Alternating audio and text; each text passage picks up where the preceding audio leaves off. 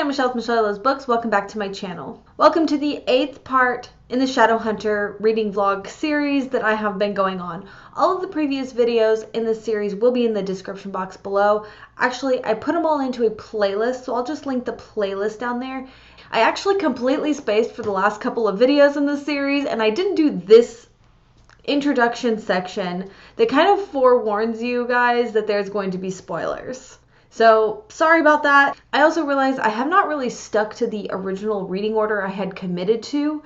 So I think I quit checking in with what order I should read these in, and I got kind of confused when it came to the Eldest Curses. And I actually completely forgot about the Shadowhunter Market series or short story collection. I don't think it matters that much at this point.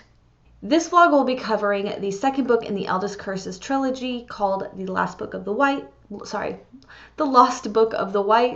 and the first book in the Dark Artifices series, Lady Midnight.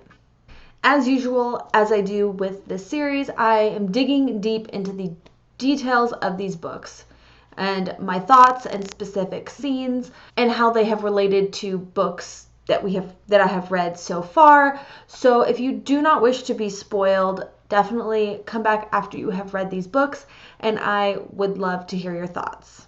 So I hope you enjoy this vlog.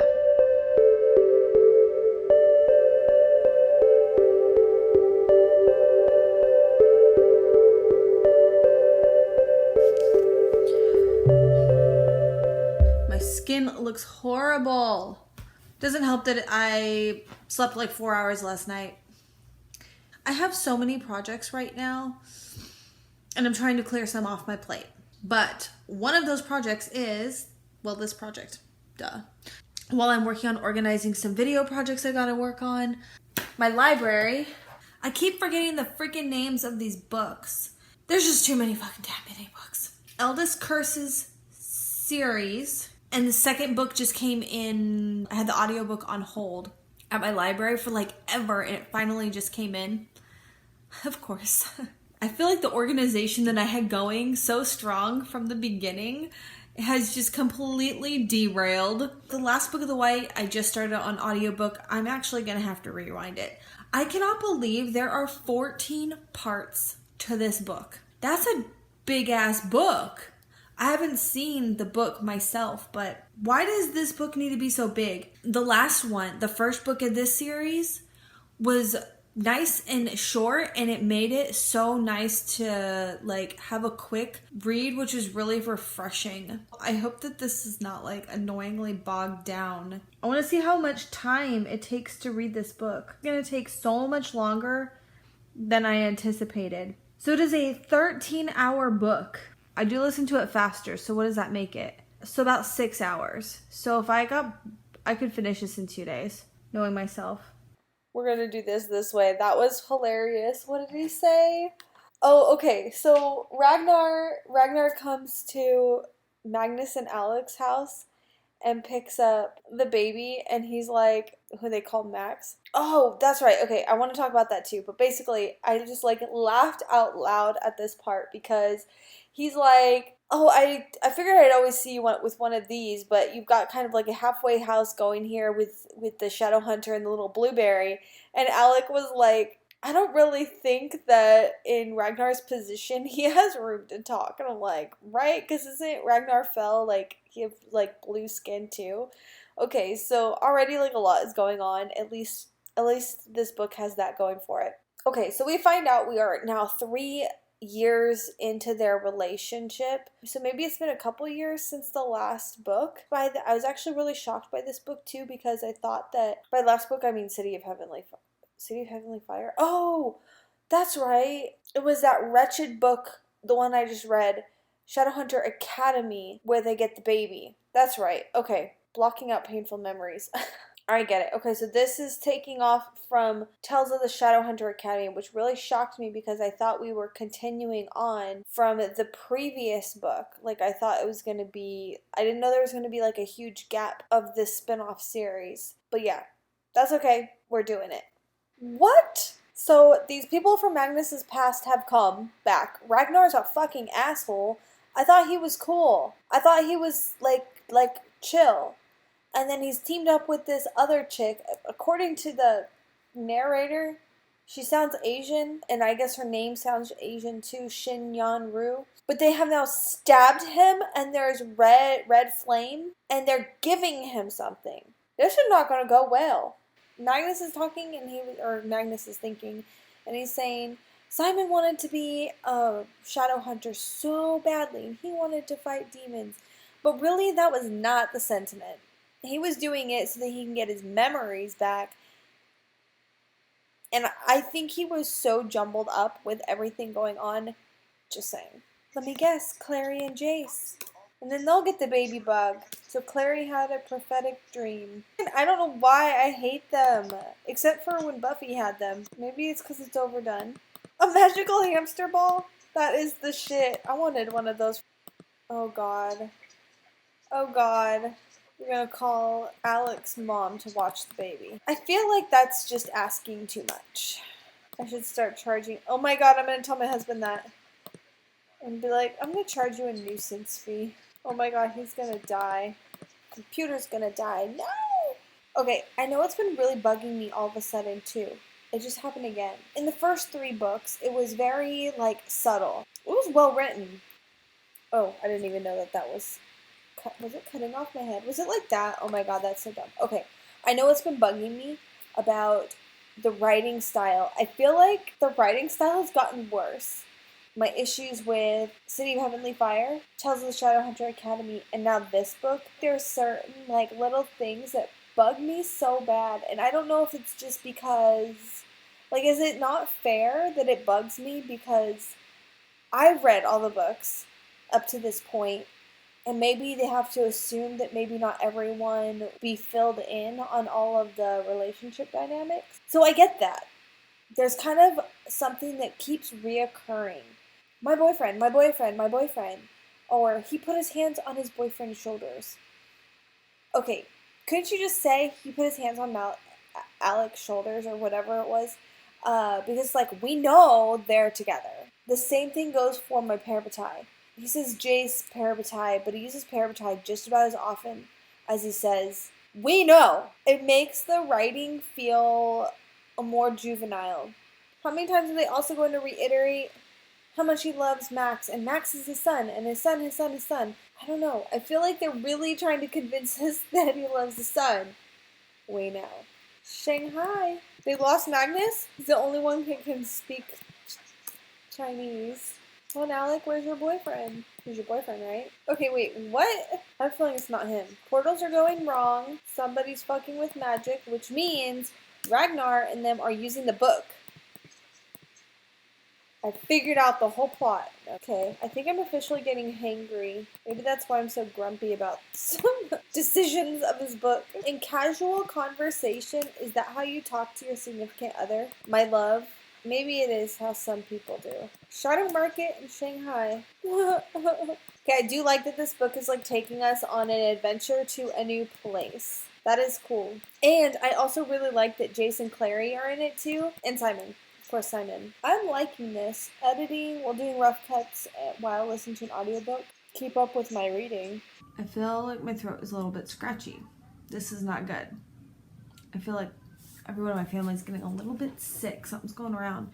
Okay, really quick. This whole segment of the vlog is kind of crazy, and it's not in the order that I intended. Whatever. It's fine. We're going with it. I finished the second book of the Eldest Curses series, The Lost Book of the White. I listened to this on audiobook. I like the narrator. Who is the narrator? Shoot. I already returned the book. I will look it up and insert it here maybe. Anyways, the narrator who did this book, I thought did really good. He has really good range of characters.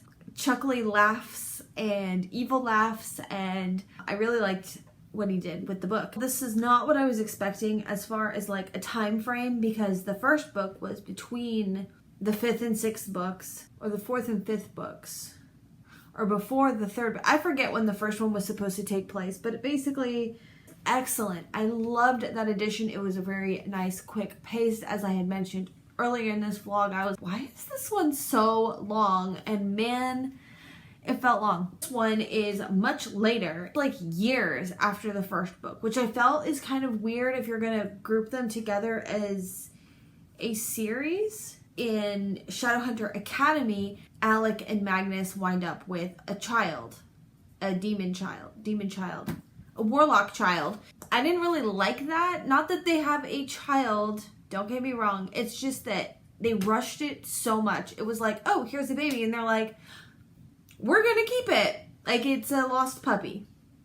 So whatever, they have this kid now. Now the issue is they keep talking about getting married, when it's gonna be legal for them, and all that kind of stuff. So I guess that means whenever the Clave allows Shadowhunters to be with warlocks, but I'm still wondering because throughout these books they've made such a big deal about Shadowhunters not being with warlocks, but nobody has said anything to Alec yet or kicked him out of being a Shadowhunter. I don't know.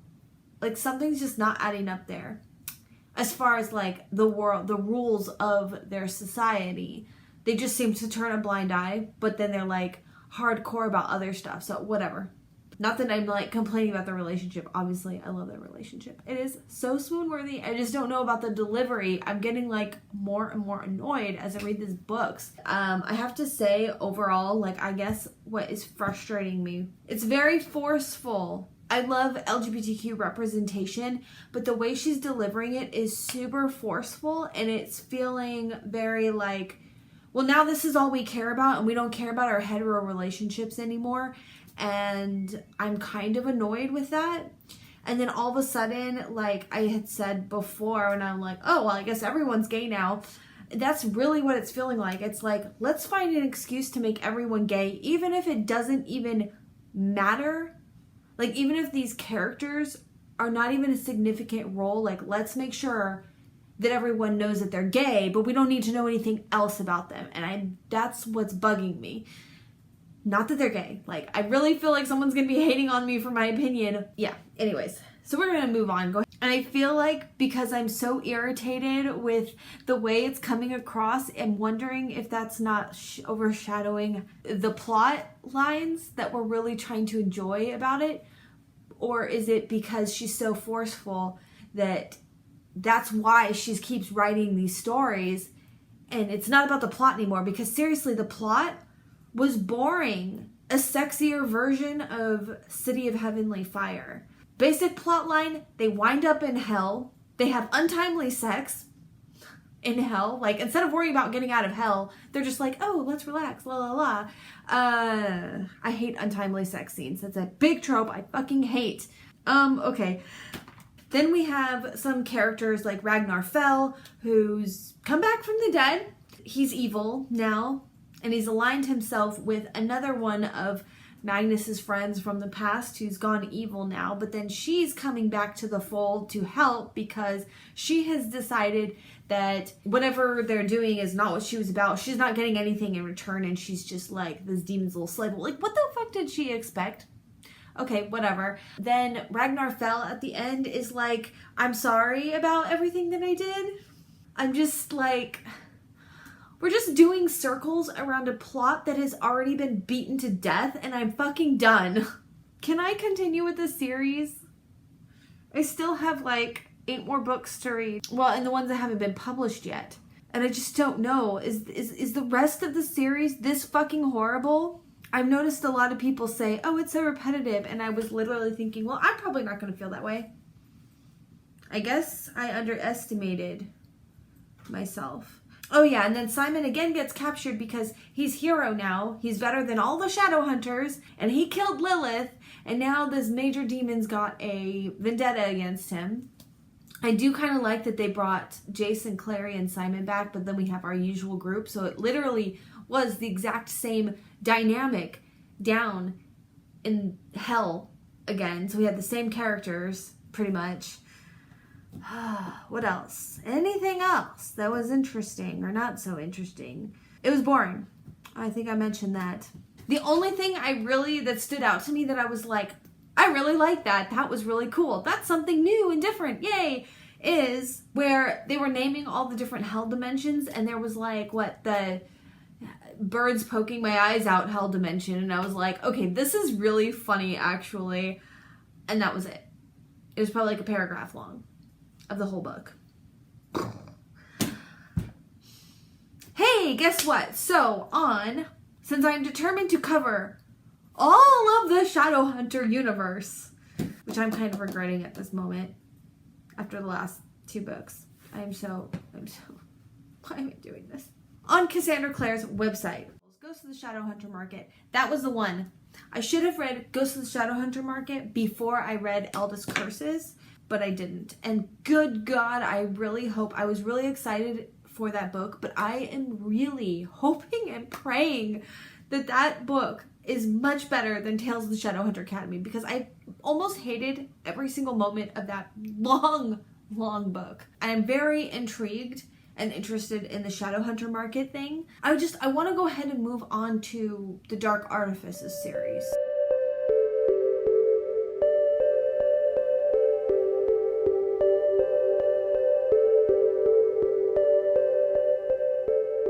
I think we have just met the Lost Herondale, and I'm really excited about this storyline. Alright, very slow start. Getting to know a bunch of new characters. Emma and Julian we have met, but now that they're older, they feel like new characters. It has been 5 years since City of Heavenly Fire. Emma is 17, making Clary and Jace, I would guess, in their like early 20s. As a quick recap, Emma was living in the LA Institute when her parents were killed during the Dark War, as they call it, or whatever they call it that happened. She was afraid of being sent away from her best friend at the time, her best friend Julian. So they decided to become parabatai to make sure that nobody separated them. And did I call that or what? Because as soon as it happened, I was like, oh yeah, I already knew that this next series was going to be based off of them. So I'm like, they're going to have some tragic forbidden romance, aren't they? So of course they grow up, and Julian obviously loves her. He apparently has been away for some time, like the summer or something like that. And it's obviously really hard for him to be around her. Okay, take a shot every time they say, perfect Diego. Perfect Diego. Perfect Diego. Okay, so the story is moving along. I'm really starting to feel like maybe it's not feeling very exciting yet, just because what was exciting about the first series and the second series was that Clary was a new Shadowhunter. A whole world was hidden from her, and we were just getting to learn all about it. As well as with Tessa, while she wasn't a Shadowhunter, she was still learning about the world and how she fits into it. So with this series, we already know everything, pretty much.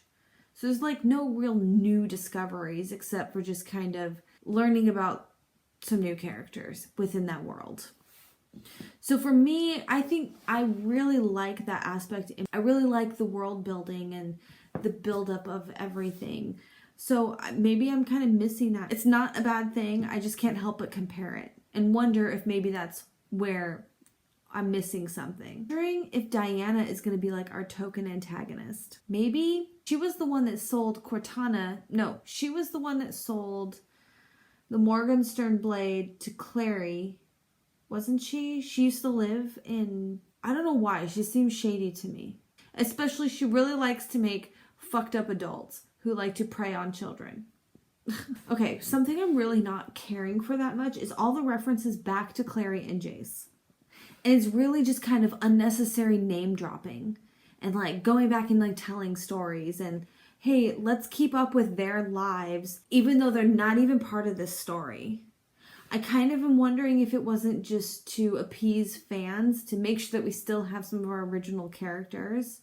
And maybe I'm just being way too critical, because I feel like, again, we have a really long book and just not a whole lot. I don't even know, like, things are happening all the time, but I don't understand these moments with the whole Jason Clary and like, let's find out what's happening with them still. They kind of feel forced. They stand out as not being natural part of the conversation.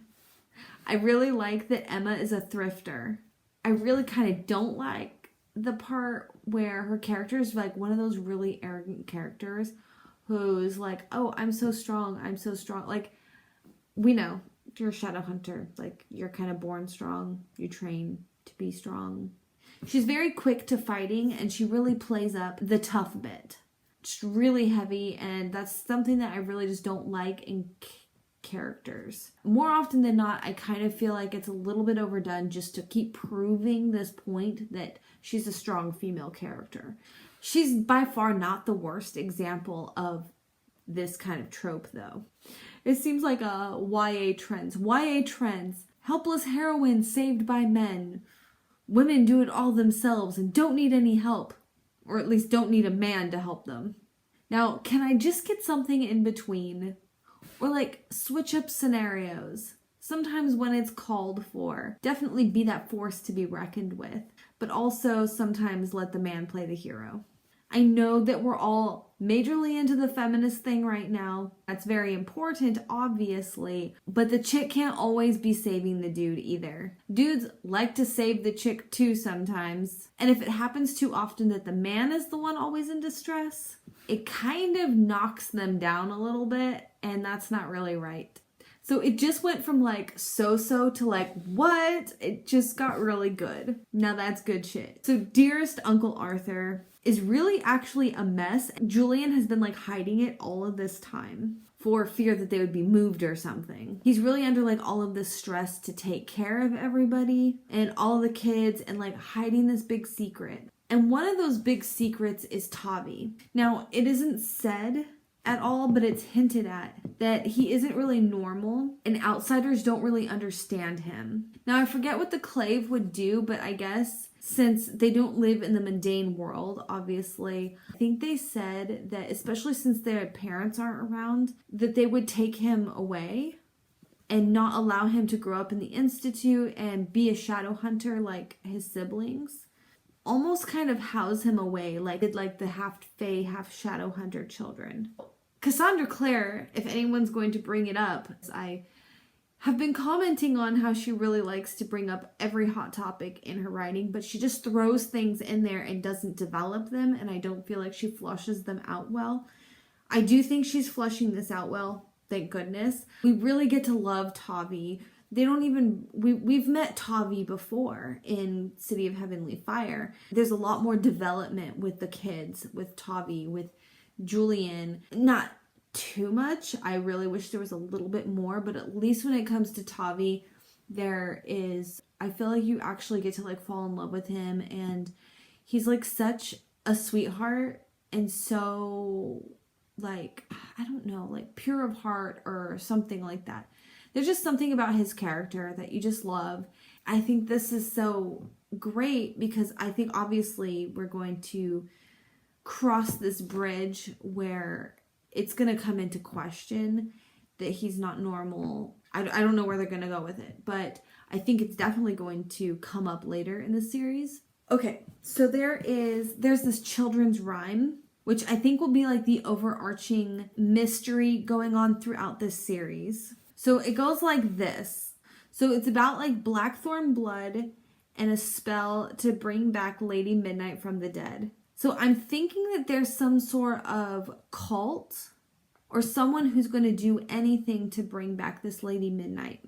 And I don't know, I think this Lady Midnight's from like ages and ages ago. So I'm thinking it's going to have to be like a warlock or a fae. And obviously we're going to have to discover who this person is. So I'm really interested in that storyline. Fae in this book are pretty heavy. And we have something going on with the Wild Hunt. And Mark, I forgot to mention, Mark is back. That's a storyline I feel more confused about than anything. And there's just, it's a lot to unpack, and I don't really get what's going on because I feel like we still don't really know anything about the hunt and what they're all about. They just keep talking, I don't know, something about the wind. It makes no fucking sense to me. But yeah, I'm really excited about this whole Lady Midnight thing. Julie and Emma, oh my god. Okay, so they feel each other's pain, like physical pain. So I'm wondering if there's like more to their bond. We know that the Parabatai can like feel each other's essence. They can tell like when they're distressed or something's wrong or if they die. But they can't actually feel physical pain.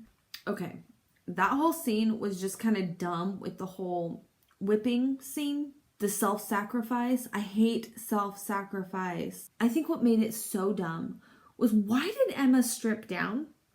Everything is super convenient. Go figure. I feel like when they don't really have to work at it, it's kind of lazy writing. Everything is perfectly timed out. Just get a sense of like no effort is being put into the plot development, building up the tension, and when they discover these things, there's like no self-reflection on the character's part. I don't like when characters brood too heavily, but there is a middle ground. They can't just like easily accept these things that should be quite tragic, or rattle them or unsettle them, or take a minute to like, I need to go take a break to sort this out in my head for at least 5 minutes.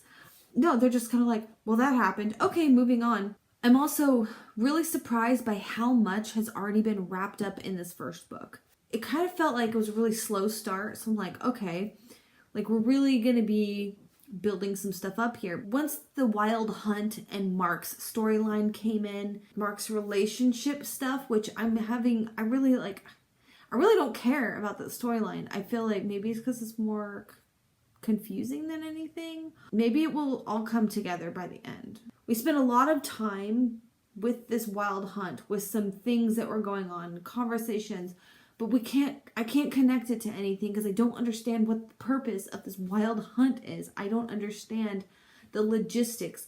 Are they fae? Do they only take the fae? I think they live in the underworld.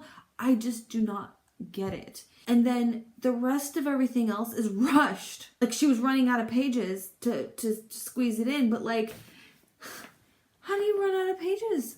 That's a big fucking book. I'm very frustrated with that part.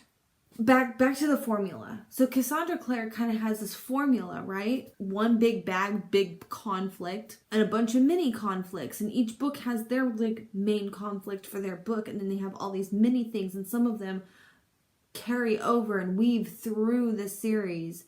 A lot of the relationship take the whole 3 series to kind of unravel, and you learn about slowly. She was so clever in her writing in the first 3 series, 2.5. She's not trying as hard. I was kind of wondering if that's not just me being extremely critical, or I was expecting that formula, and maybe she's trying to get away from it because it's too predictable, so that like the readers can't figure out who the big bad is. I could understand that, trying to want to kind of break out of doing the same thing all the time. But like the formula works, and this feels too disjointed. I know what she can do in like half these pages, and so I'm just like looking at this and considering, like, what did we do for 700 pages? Because there's no build up. Where did all that time go? Julian and Emma already had sex, and it just happened so fast and so casually that I literally had to go back and reread it to make sure that I had even heard that right. Again, with character development and build up, it's got it. I think it's like the weakest element because I'm bringing it up again. We just completely skim over the angst and the build up again. Like, it should be a big fucking deal for Emma and Julian to admit to their feelings in this forbidden love and having sex, like, right away in the story. And then they act so cavalier about it. Like, 2 virgins in this predicament don't act like that. This potentially is a response to cater to people who don't like the angsty teen lust romance, like Jason Clary, who drug it out for 6 books. But like, I'm sure there's a middle ground. More and more, I keep wondering, who is Cassandra Clare writing for? Who is she trying to appease? I think she's literally trying to appease everybody on the planet. I completely get that there's a point in publishing where you need to write for the readers, and you probably do need to be like, well, this is really what people are wanting to read right now, you know, as far as social issues and things like that. You literally cannot please every single person at the exact same time, and I feel like she's trying to do that. But in her doing so, she's sacrificing a lot because she can't just pick one and like dig deep and cover it completely and write about it genuinely. She just scrapes the surface of all of these things.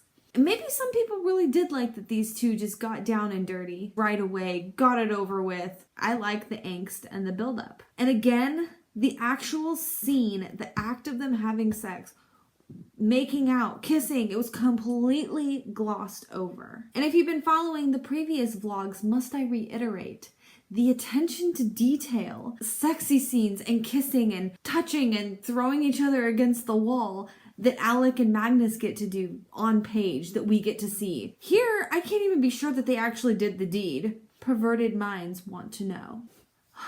Okay, so we figured out who our big bad was of the book, and I'm really bored. I'm really just bored. He comes into the picture out of nowhere, and then he tells you and explains why he did what he did, how he did it, how he deceived them, all of this stuff that happened off the page that was not even alluded to. Like, he pops up as a super significant character, and I'm like, wait, who is Malcolm again? Oh, he's our bad guy? Who knew? And apparently he's really good friends with Julian. I mean, I do recall his name being dropped a few times, but like, apparently they're really close friends and Julian didn't know. So now we know Julian and Emma are going to have this like forbidden romance, and we start to learn why Parabatai can't be in love or get physical. At first I was just thinking it's just something with the clave. That's what we've been led to believe. It's just forbidden. You just don't do it. But I distinctly remember thinking, well, why not? It would make perfect sense. I mean, they're like bound together. It would, but there's definitely more to it, and Malcolm knows. Oh, Malcolm, by the way, is a warlock. Okay, so this is crazy. Back to the Parabatai. We know that runes put on each other by their Parabatai are stronger. But now that Emma and Julian are like loving each other and like they're getting physical, it's made their bond insanely powerful, and that's why they can feel each other's physical pain. So that's really interesting. Okay, so back to Mark Blackthorne a little bit more. I already mentioned like the whole storyline was quite confusing and disjointed, but let's just do a recap because this is obviously something important in this story, and I feel like I really need to at least try to understand it. So Sebastian had... Okay, so back to City of Heavenly Fire in the prologue when Sebastian and his cadre of minions show up to the Institute in LA, and they get Mark. Sebastian alluded to that there was something really different about Mark. So he didn't change him into one of his minions. He took him back to the Sealy Court. And of course we learn the fact that the Blackthorn children, it was just a rumor at the time that the Blackthorn children were actually the product of an affair between a Shadowhunter and a fairy. So there at the Sealy Court, this all happened, I guess, off page, where they ended up torturing him and then handed him off to the hunt. So the hunt, they just like go right around in the underworld, or they can go between worlds easily. They ride on horses in the wind. They're always talking about the fucking wind. And they become like trapped. It's like they're cursed. And I don't really know what they do, as I said, actually. I think we learn that they take exiled fae. I don't know if they take anybody else. Hopefully we learn more about it. We can get some foundations here because we have been talking about them for several books and I still just don't have any foundation. Okay, so in this book, Mark comes back. He shows up with this fairy prince. I think this fairy prince is part of the hunt, but why would a prince be exiled? Why did they allow Mark back?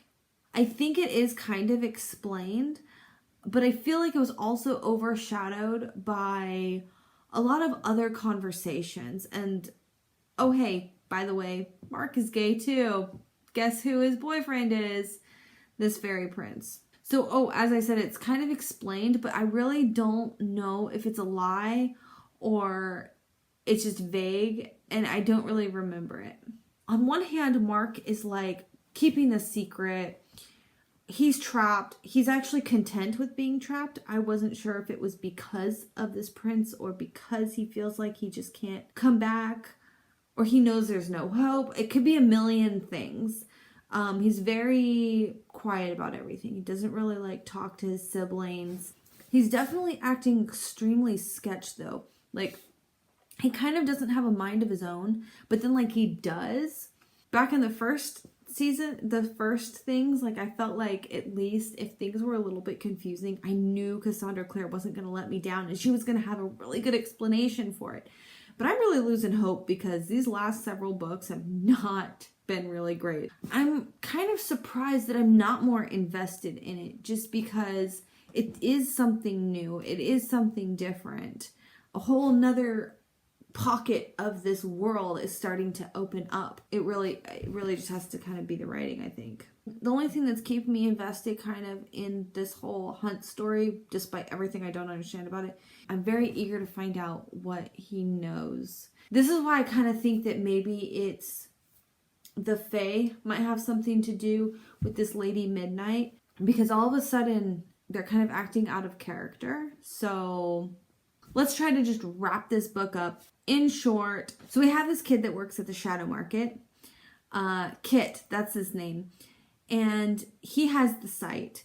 And his dad works really hard to like keep him away from shadow hunters because they know that the shadow hunters are like recruiting new shadow hunters now. So I'm very interested in this storyline. I'm very excited about it. I think he's like the lost Herondale. Next, the mystery that Emma is looking into about her parents' death, which all started in City of Heavenly Fire. And it's her motivations are built on this. She suspects it's not related to Sebastian and the Dark War at all. And it's something completely and entirely different that just coincidentally happened during the same time. And I think it's something to do with this Lady Midnight, resurrection, and this children's fairy tale rhyme, which makes me think that has something more to do with the Fae and the Warlocks. So the Wild Hunt, the Fae, Mark, and I don't know what. More or less feel more confused on that. Hopefully it will be resolved and explained, as it seems like it's a huge plot point. So then we have this warlock Malcolm that betrayed his friend Julian. It's interesting, but it definitely wrapped up too quickly. And I think that it really missed the mark completely for me. It was supposed to feel like a betrayal. But if the reader doesn't even know who Malcolm is or his relationship with Julian and in their tight little circle, why do I care? I really like Emma's Shadowhunter friend. I can't think of her name right now, but I think that it's really cool because she has a bit of an outside friend. But unlike Simon, she's already a Shadowhunter. So I feel like we have a different type of friendship here than is... It's actually kind of refreshing in the whole YA spectrum because a lot of the best friend sidekicks are outsiders too, and the main character is torn between their new life and their old life. And so I feel like that's very typical trope for YA. So this is actually really refreshing friend edition. And finally, the last thing I just really want to mention is I really love the California setting. I grew up in San Diego. This is in LA, but still considered Southern California. But I grew up in California, and it has a very strong Hispanic culture. And that's really woven into the culture in this book and the lifestyle. And I think that her friend is Latinx as well. So yeah, I think that that's excellent. I'm very thrilled about that. And that's it. I think I'm going to go ahead and end this vlog here. And then I might try to squeeze the last two books, Lord of Shadows and Queen of Darkness, together in the next vlog. We'll just have to see how it goes. But yeah, we're getting closer and closer to the end here. I'm really excited to start the newest series, Chain of Gold. I've heard that it's really good. A lot of people were not super happy about this last trilogy, but those people are saying that they really like Chain of Gold. They like where we're coming back. We're coming back to it. So I'm excited. All right.